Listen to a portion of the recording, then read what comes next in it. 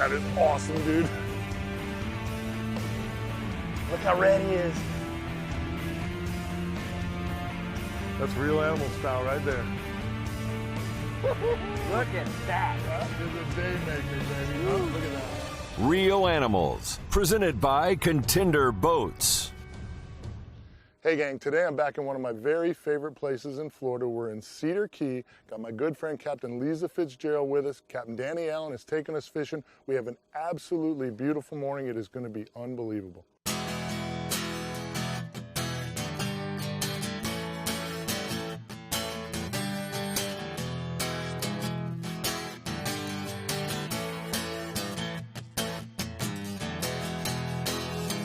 This week we were making a little trip up to Cedar Key, fishing my good friend Captain Danny Allen, and our special guest was Captain Liza Fitzgerald.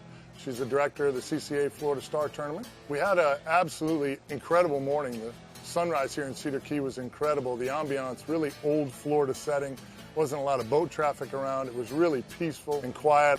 Danny went out and cast netted some fresh mullet this morning, so we've got the perfect cut bait, and Cedar Key is the perfect place to put that to the test.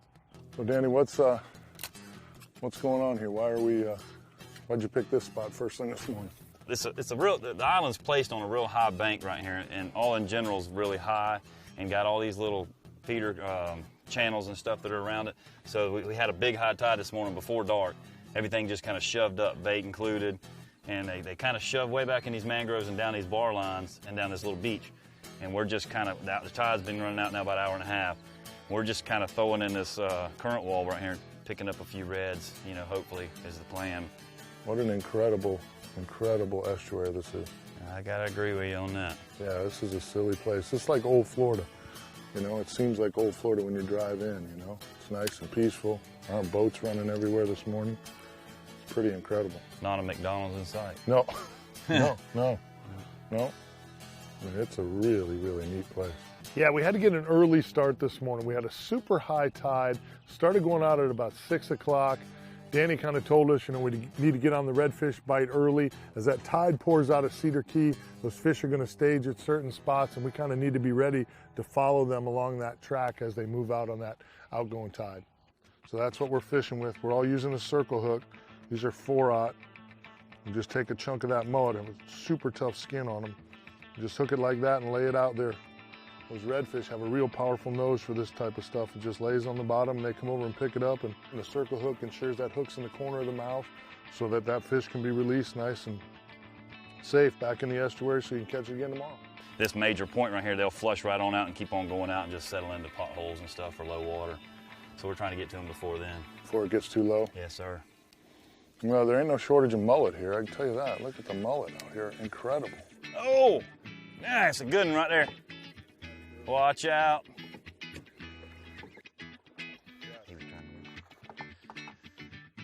You got that, Mike? You got to back up on that? I got it. All right, you the man. Good job, Liza. Oh, look at that. Nothing wrong with that. No. Not bad.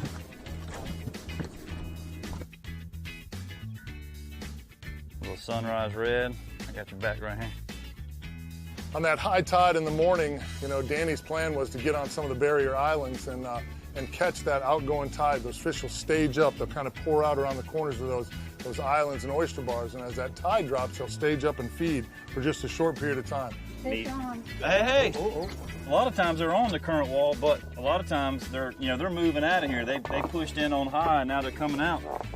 You never know which side of the current wall they'll be in. Like I said, Danny knew our window was closing pretty quick because that tide started going out at about 6. And safe light was about 7:15. So when we pulled up to the first stop, Danny, just like Danny always does, he had to put a bait in. I tell you what, for little guys, they sure are putting a lot of water on us. That cut mullet works really good here, huh, Danny? Especially in with all these mullet. Right now, this fresh bloody mullet is hard for them to turn down. All right, dude, see you later. This is one of those fisheries that I recommend people, you shouldn't just take your boat and go to. There's a lot of shoals, a lot of rocks and things you can run into. I've been fishing with Danny for several years. He's one of the best in the area, really knows the waters, knows, what he can push, what he can't push, and we always have a safe, great day on the water with Captain Danny. Uh-oh. Get your adrenaline pumping here this morning. Well, them big old pinfish lighting me up.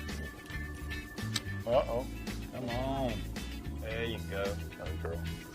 Acting like a trout, isn't it? It's acting like a trout wallowing. It's a small one with its head up. Yep. No. Oh, little red. No, baby red. I call it, but I wasn't going to say nothing. Okay. Now that's a juvie. Those are what you like to see in a fishery. Yeah, that's a good sign that The the future. is healthy. Yeah. Yeah.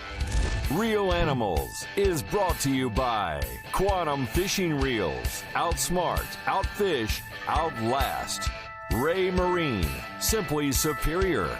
Mirror Lure, turn on the bite. Ingle, high performance coolers.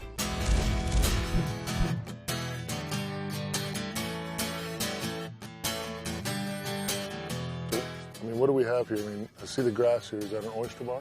Yeah, the oyster bar kind of starts over here on this grass patch, comes along that mangrove line, thins up real thin, and comes back and builds up and goes all the way down to the back point, but it comes way out about 10 feet off them sprigs and them few sprigs you see there, and then that's why that current's busted on there on the end. Gotcha. Yeah. It's all oyster bar with a little shell border, grass. Makes a good ambush point for them. Exactly. Yep. Yeah.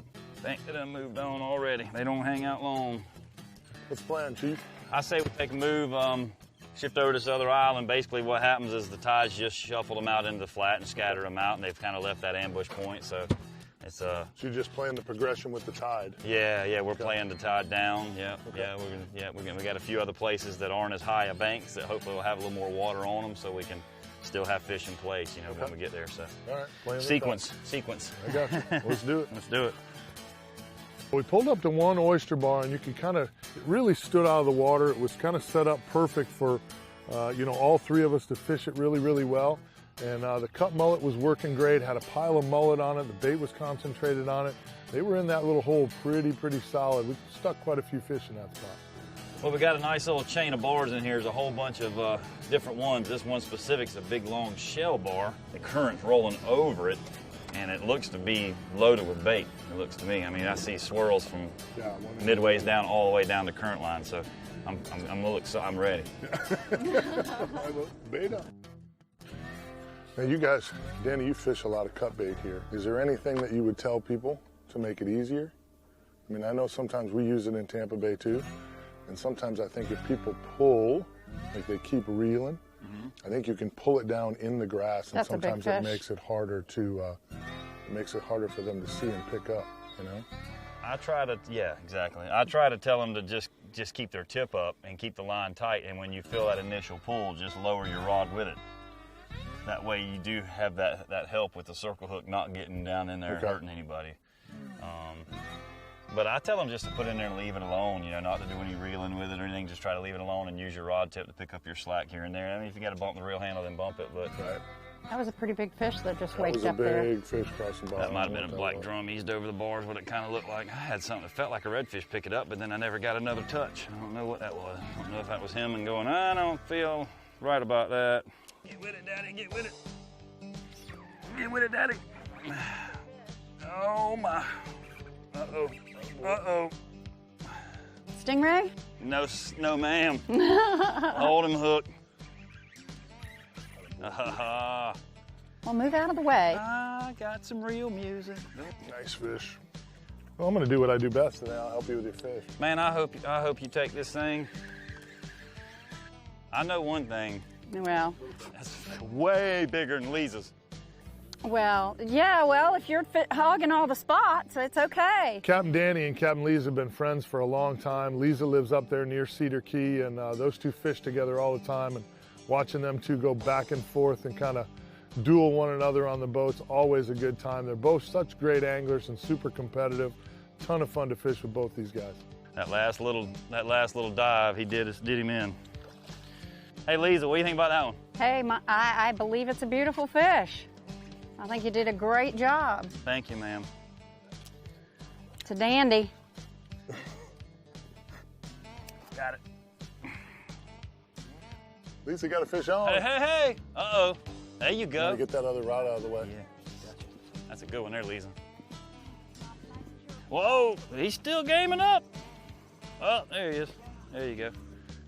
Man, that bull bait looks good, doesn't it? Here you go, Liza. I'm over here already. With that bait, sure the key. When we're in that, right now. when we're in that bait, Yeah. we're in that bait, we're in the fish. That's okay. It's okay. It's the best thing to do when they get it deep like that. Beautiful fish. Really nice. Wow. Come on, Sparky. There you go. Real Animals is brought to you by South Seas Island Resort. Spiderwire, nothing gets away. Bull Bay rods combined with Fuji guides for a difference that you can feel. Strike First Lures, outfish everybody.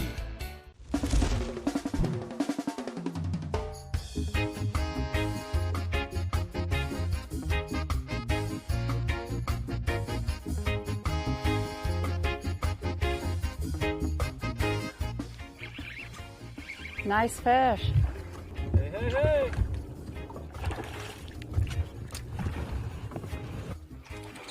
Oh, boy. Uh-oh. Got a double. Danny found him. You guys just fish. I'll take fish off. You know, I wasn't going to say anything, but since you did.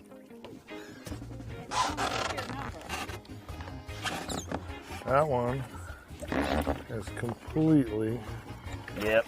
I had a feeling that was going to happen. Oh. Danny.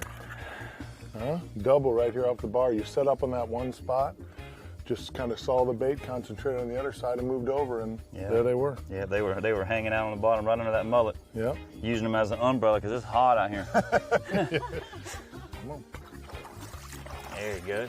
Hey, hey. Double swim off. There we go. Double hook Hey. up, double swim off. Thanks for the help, buddy. There you go. That's what I'm here for, moral support. That tide turned to go out, boy, it dropped out of there. The water was pouring off the Cedar Key Flats, and we kind of had to bounce, and Danny had a great plan. He kind of knew where he needed to be, staged up on each bar. Each bar was a little bit more water, so it kind of gave us an advantage. You know, a good chance that those fish would be holding in those areas, and as usual, Danny was spot on and caught quite a few nice redfish. Oh! Hey, a little red.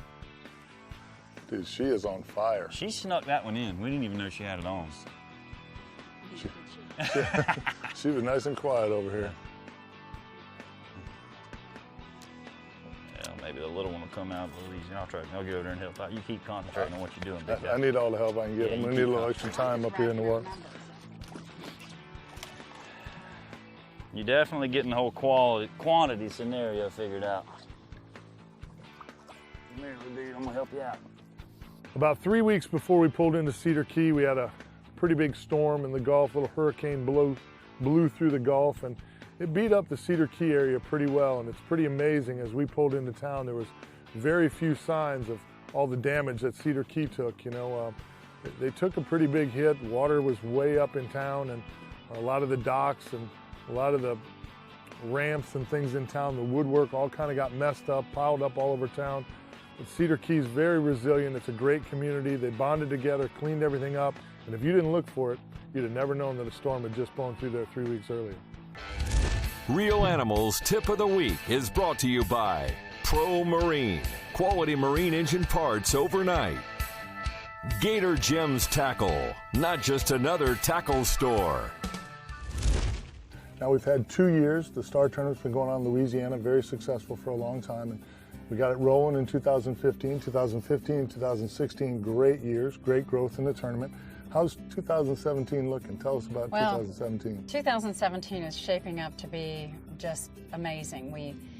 This past year we had 20 anglers that caught tagged redfish. You know, we got to just beat it into these anglers' heads. You need to be registered for the tournament. You also need to be a CCA member.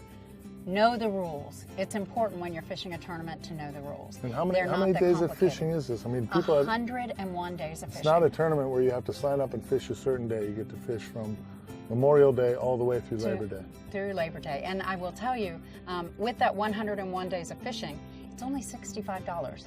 But that allows you to enter all 13 of the divisions. We have additional divisions. We have a youth scholarship division where we're giving away $100,000 in college scholarships. One of my favorite parts of the whole tournament. 2 $25,000 scholarships and 10 $5,000 scholarships. So, there's just so much for families to do. And this next year, to really generate some excitement, we are changing it up just a bit. So for tagged redfish anglers who catch a tagged redfish and they're properly registered, have followed the rules, and eligible to win, they get their choice of the top prizes available. You got a chance to win great prizes, maybe a scholarship for your kids, plus you're giving back to what you love to do anyway. And we're taking care of this incredible resource for the future. So, my hat's off to CCA and all you guys are doing for our sport. I really appreciate you. You got to get signed up for this tournament. It's a blast, ton of fun. You can win great prizes. For more information, you can check out the website. Real Animals is brought to you by Deeper. Discover water with your smartphone. Rolls Axle Trailers, built like no other. Plantation on Crystal River. Closed captioning provided by Gator Ford. Real Animals Tackle Box is brought to you by CCA Florida and CCA Florida Star Tournament. Fish Brain. Love fishing more. In today's Real Animals Tackle Box, Captain Danny and Captain Liza and I are using the Real Animals Signature Series rods by Bull Bay Rods. We're using the 7-foot 6-inch, 17 pounds, the 7-foot 2-inch, 15-pound rods. They both come with Fuji K guides, which make for great long casts, real sensitive tip on them. They both have a fast action to them, so great sensitivity, especially if you're fishing cut mullet like we were today, or if you're throwing artificial lures. On the 15s, we're using Quantum Smoke PTS 30 spinning reels. Now these are lined up with my favorite line, which is Spiderwire Ultracast Invisibraid in the 10-pound class. And on the 7-foot 6, the 17 pounds, we're using 15-pound Spiderwire Ultracast Invisibraid. On both of these, we were using fluorocarbon leader. I like the Berkeley Pro Spec in the 25-pound class. We also had some clean water conditions, and whenever you have clean water conditions, you want to make sure that you're keeping that leader as light as possible to up the amount of bites that you pick up. Okay, now on both of these, we were using some circle hooks. For the cut mullet, we were using 4/0 and 5/0. These are Octopus inline circle hooks. You just want to make sure you're using circle hooks whenever you're using cut bait. Eliminates those fish from sucking that bait too far down in their gullet, and you end up killing a lot of fish that way. We always want to think conservation, keep as many fish with us as possible. So in almost every application you can use a circle hook, we highly recommend you do. That was our tackle for the day. We had a great day on the water. This is all the gear you'd need to do just what we did today.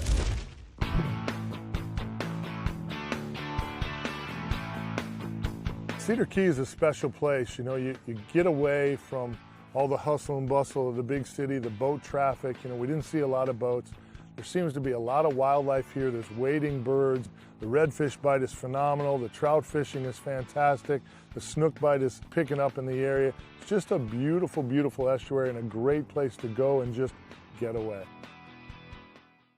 As the tide finally bottomed out and the redfish bite kind of slowly turned off, we made a little run to the south, see if we could score a tripletail and kind of put a capper on the morning. So as we were running to the south here and headed for a tripletail spot, we spotted a tripletail kind of laid up here. So we kind of swung wide and we're going to see if we can kind of sneak in here. Whenever you run one over or think you see one, kind of keep going, kind of come wide, come back on a nice slow approach, and if they stay up top, you got a good chance of catching them.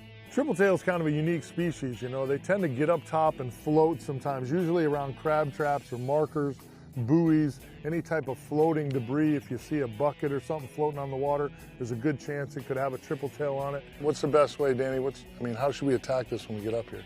What we're going to want to do is, if we can determine where his belly is by the whiteness, is going to shine real heavy for us. So if we can pitch it on past him 10, 15 foot at most, and just let it splash and make the noise and then come in real slow. Okay. And then what's going to happen is that bobber's going to get his attention, and then he's going to start looking, and then once we got his attention, then we'll move it and get the shrimp right there. We got about 15-inch leaders. We'll get the shrimp right on his nose.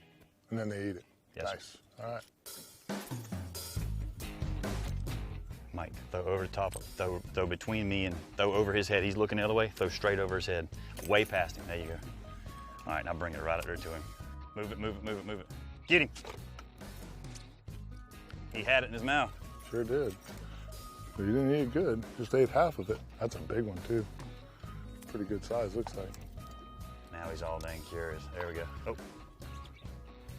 He's got you. Oh, Go, boy. Danny. That's a good fish, Danny.